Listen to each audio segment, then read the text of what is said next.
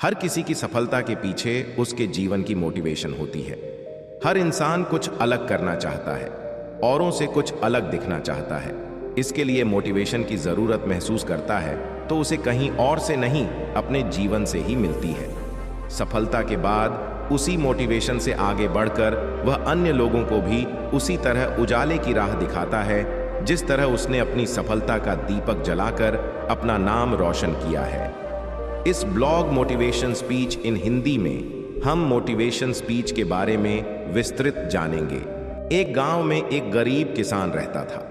वहां पर 2-3 साल से बारिश नहीं हुई थी, जिस वजह से वहां की सारी जमीन सूख चुकी थी।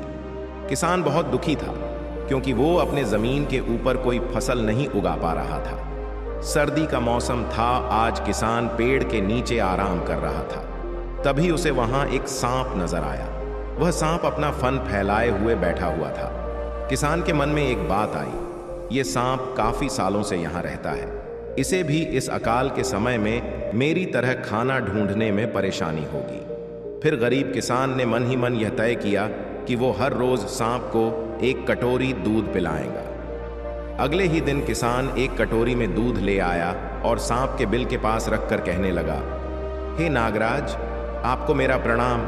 मैंने कभी ध्यान नहीं दिया कि आप भी यही रहते हैं। सूखे की वजह से मैं तो परेशान हूँ और मुझे लगता है आपको भी परेशानी हो रही होगी, इसलिए अब से मैं रोज आपको एक कटोरी दूध पिलाया करूंगा। ये बोलकर किसान ने वो कटोरी वहीं छोड़ दी और वहां से चला। अगले दिन सुबह जब वो कटोरी लेने वापस आया तो उसने देखा कि कटोरी में कुछ चमक रहा है। किसान ने कटोरी को उठाकर देखा तो उसके अंदर एक सोने का सिक्का था। फिर किसान हर रोज सांप को एक कटोरी दूध पिलाता और अगले दिन सुबह हर रोज उसे एक सोने का सिक्का मिलता।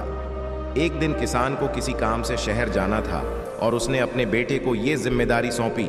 उसने अपने बेटे को कहा, बेटा, ध्यान से एक कटोरी दूध सांप के बिल के पास रख देना। किसान के बेटे ने अपने पिता के कहे अनुसार एक कटोरी दूध सांप के बिल के पास रख दी। अगली सुबह उसे भी सोने का सिक्का मिला। उसके बेटे ने सोचा कि यह सांप तो बड़ा कंजूस है, जरूर उसके पास बहुत सारे सोने के सिक्के होंगे, लेकिन यह तो हर रोज बस एक ही सिक्का देता है। अगर मैं इसे मार दूं तो मैं इसके सारे सोने के सिक्के ले सकता हूं। लड़का दूध देने के लिए गया तो उसने सांप को देखते ही उस पर छड़ी से वार किया, मगर सांप भी सतर्क था। उसे छड़ी तो लगी पर उसने किसान के बेटे को भी डंस लिया। सांप का विष बहुत ही जहरीला था। देखते ही देखते किसान के बेटे की मौत हो गई और जख्मी सांप अपने बिल में वापस चला गया। जब किसान वापस लौट कर आया तो उसे अपने बेटे की मृत्यु के बारे में पता चला। साथ ही वह बहुत दुखी और क्रोधित होकर सांप के बिल के पास उसे मारने पहुंचा। तभी उसने सांप को देखा कि सांप को भी काफी चोट आई है। उसे देखते ही वह समझ गया कि उसके बेटे ने सांप पर हमला किया होगा। वो समझ गया कि परिस्थिति ही कुछ ऐसी हो गई होगी कि सांप ने उसके बेटे को डसा होगा। उसने हाथ जोड़कर सांप से माफी मांगी और सांप से अपने बेटे को वापस लाने के लिए कहा। थोड़ी देर बाद सांप अपने बिल में जाकर बाहर आया और उसने गरीब किसान जड़ी बूटी लेकर अपने मरे हुए बेटी के पास गया। उसने उसके नाक के पास वो जड़ी बूटी रखी। थोड़ी देर बाद उसका बेटा खांसता हुआ उठ खड़ा हुआ।